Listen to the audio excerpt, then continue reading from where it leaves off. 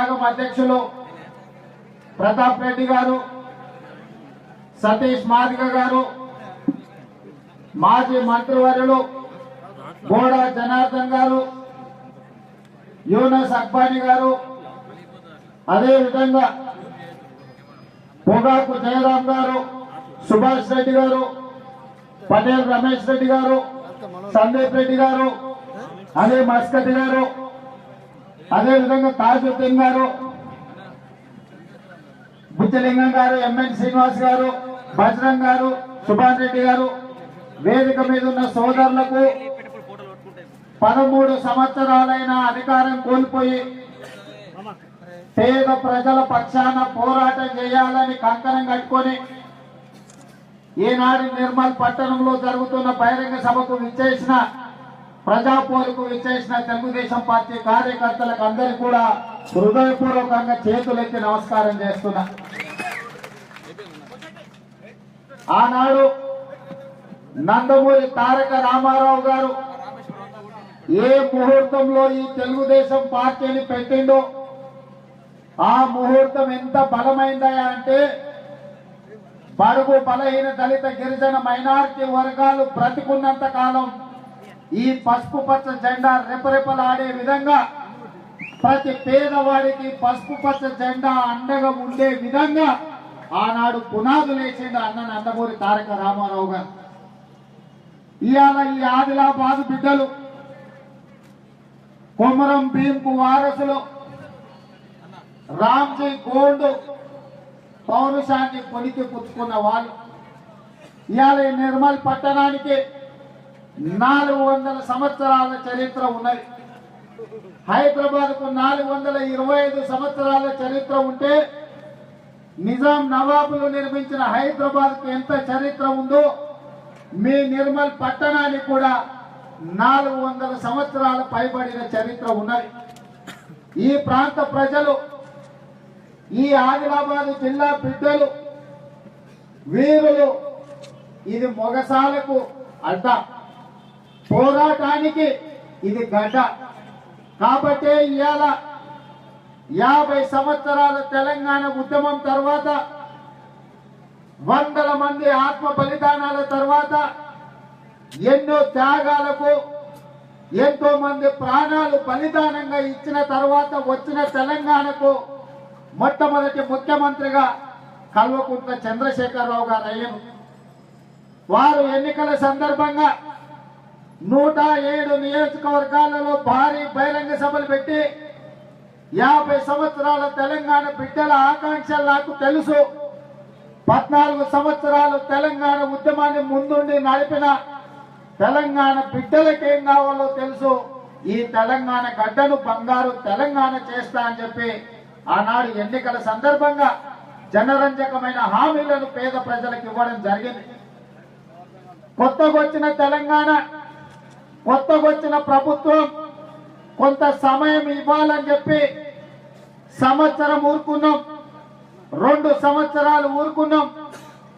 5 బడ్జెట్లు ప్రవేశపెట్టడానికి ఎన్నికైన ఈ రాష్ట్ర ప్రభుత్వం కల్వకుంట్ల చంద్రశేఖరరావు గారు 3 బడ్జెట్లను ప్రవేశపెట్టిండు.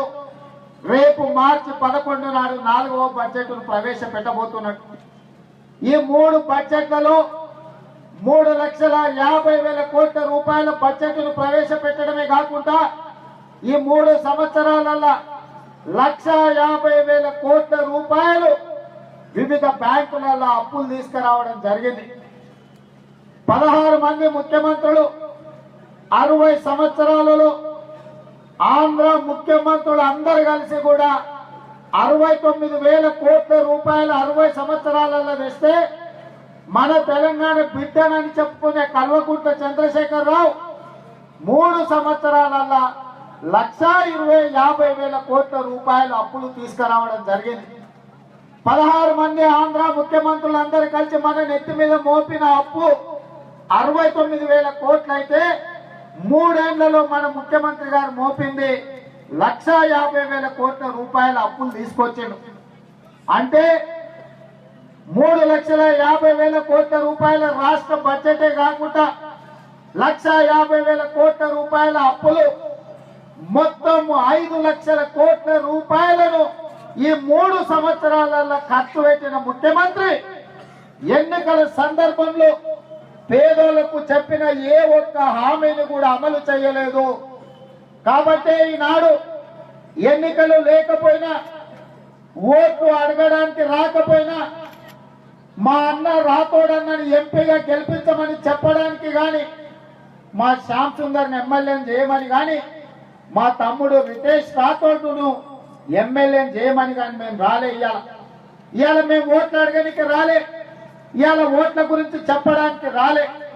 ఇవాళ ఎందుకు వచ్చినమయా అంటే ఈ ప్రభుత్వం నిస్సిగ్గుగా 3 బడ్జెట్ల పేదోళ్లకు బడ్జెట్ కేటాయింపులు చేయకుండా బలిసినోళ్ల కోసము, కాంట్రాక్టర్ల కోసము ఆనాడు తెలంగాణను దోసుకుంటున్నారు ఆంధ్ర వాళ్ళని చెప్పిన చంద్రశేఖరరావు గారు ఇవాళ ఆంధ్ర వాళ్ళ కోసమో, కాంట్రాక్టర్ల కోసమో ఈ 3 బడ్జెట్లు పెట్టింది తప్ప తెలంగాణ బిడ్డల కోసం పెట్టలేదు.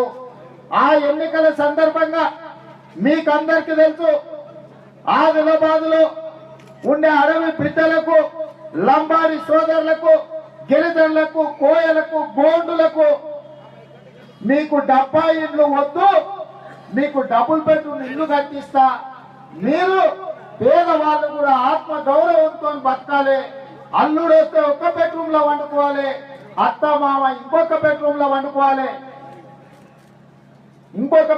వండుకోవాలి, బలహీన వర్గాలు ఇవాళ ఆత్మ గౌరవంతో బ్రతకాలంటే బలహీన వర్గాలకు, బీసీలకు డబుల్ బెడ్రూమ్లు ఇల్లు ఇస్తా అని చెప్పిందా?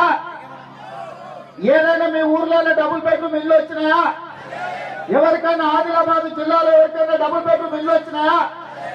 మా పాత్రికేయ మిత్రులు కూడా ఆలోచన చేయాలి. మీ మీద కూడా గురుతరమైన బాధ్యత ఉన్నది.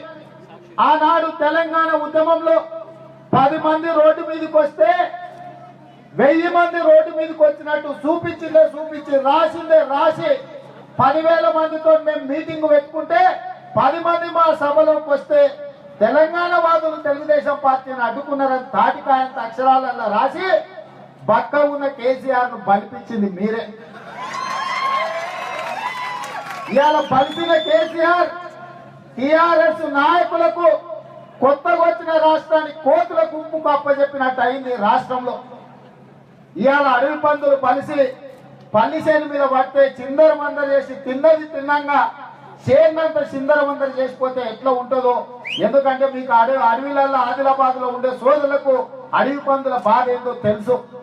ఇవాళ పట్టణాల గ్రామాల టిఆర్ఎస్ నాయకుల పరిస్థితి ఎట్లుందంటే ఆదిలాబాద్ అడవుల్లో ఉండే అడవి పందులోనే తయారైన తప్ప పేదోడికి ఎవరికి డబుల్ బెడ్రూమ్ ఇల్లు ఇవ్వడానికి రాలే. కాబట్టి సోదరులారా మీరు లెక్క తీయండి. ఎందుకు డబుల్ బెడ్రూమ్ల గురించి ప్రత్యేకంగా మాట్లాడుతున్నా అంటే మీరు ఎన్నుకున్నాయన మీరు ఏం ఎక్కిపించి అక్కడికి పంపిస్తే ఏనుగు నుంచి దుంకిపోయి కారెక్కిన ఆయన ఇవాళ గృహ నిర్మాణ శాఖకు మంత్రి అయ్యాడు.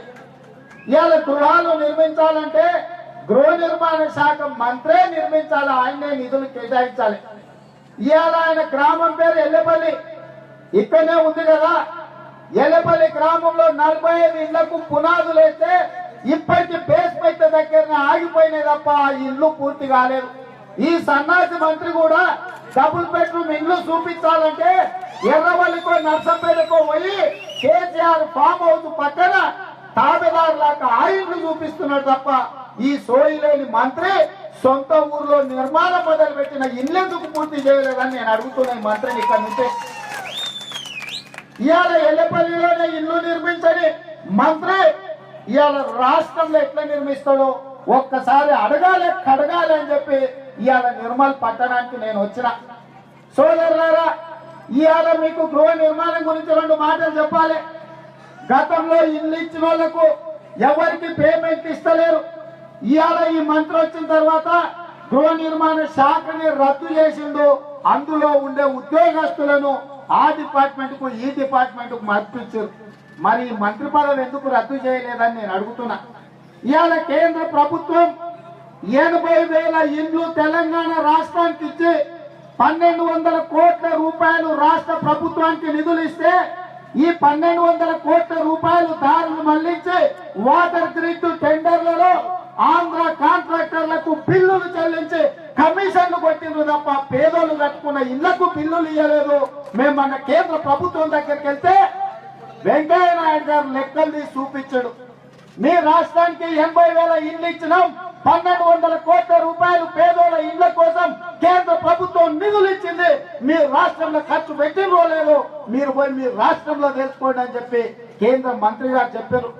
ఇవాళ నేను అడుగుతున్నా మీ మంత్రిని, 1200 కోట్ల రూపాయలకి కేంద్ర ప్రభుత్వం రాష్ట్ర ప్రభుత్వానికి ఇస్తే ఆంధ్ర కాంట్రాక్టర్లకు బిల్లులు చెల్లించి కమిషన్లు కొట్టిన మాట వాస్తవం కాదా? మీరు ఏ ముఖం పెట్టుకొని తెలంగాణ గ్రామాలు తిరుగుతున్నారని చెప్పి ఈ అల్లోల ఇంద్రకరణ్ రెడ్డిని నేను అడుగుతున్నా. అంతేకాదు, గత ప్రభుత్వాలు జాయింట్ వెంచర్ పేరు మీద హైదరాబాద్ లో ఎకరాలలో పెద్ద పెద్ద జూబ్లీహిల్స్ లో, మాదాపూర్ లో, కుకట్పల్లిలో అత్యంత ఖరీదైన ప్రాంతంలో హౌసింగ్ శాఖ ప్రైవేటు కంపెనీలైన రామ్కి, సిడ్కో ఇలాంటి 21 సంస్థలకు 100 ఎకరాల భూములు కేటాయించి ఆకాశ హర్నాలు 20 ఫ్లోర్లు, 30 ఫ్లోర్లు అపార్ట్మెంట్స్ కట్టండి అని ఇచ్చి అందులోనే 10% ఎల్ఐజీ, ఎంఐజీ క్వార్టర్లు నిర్మించమని ఆనాటి ప్రభుత్వాలు ఒప్పందాలు చేసుకున్నాయి. అంటే ఏ మాదాపూర్ హైటెక్ సిటీకి కూతవేటి దూరంలో ఉన్న రామ్కి గాని, కుక్కట్పల్లిలో ఉన్న సిడ్కో గాని ఇలాంటి 21 కంపెనీలకు 100 ఎకరాలు రాష్ట్ర ప్రభుత్వం భూములు కేటాయించి అందులో ఆకాశ హర్నాలు కట్టే 10% పేదల కోసం ఇల్లు కట్టమని కండిషన్ పెట్టి ఆనాడు ఇచ్చింది. వాళ్ళు ఆనాటి ప్రభుత్వం దగ్గరికి పోయి మేము కోట్ల రూపాయలలో అపార్ట్మెంట్స్ అమ్ముతుంటే ఈ బస్తీలలో ఉండే అలగాచనం ఈ అపార్ట్మెంట్స్ పక్కన ఉంటే అమ్ముడు పోవు, మేము ఇవి కట్టాం, కావాలంటే మీకింత కమిషన్ ఇస్తాం, ప్రభుత్వానికి కొన్ని రూపాయలు చెల్లిస్తామని ప్రతిపాదన పెట్టారు. ఆయల్ల మేము రోసయ్యకు, కిరణ్ కుమార్ రెడ్డికి అడ్డం పడి రాజశేఖర రెడ్డి గారిని నిలదీసి ఖచ్చితంగా ఈ మాదాపూర్ లో, కొండాపూర్ లో, కుక్కట్పల్లిలో, జూబ్లీహిల్స్ లో ఇందులో పేదలకు 10% కట్టాల్సిందే, పేదవాడికి ఇల్లు ఇవ్వాల్సిందే అని ఆనాడు మేము పోరాటం చేస్తే ఆ ప్రభుత్వాలు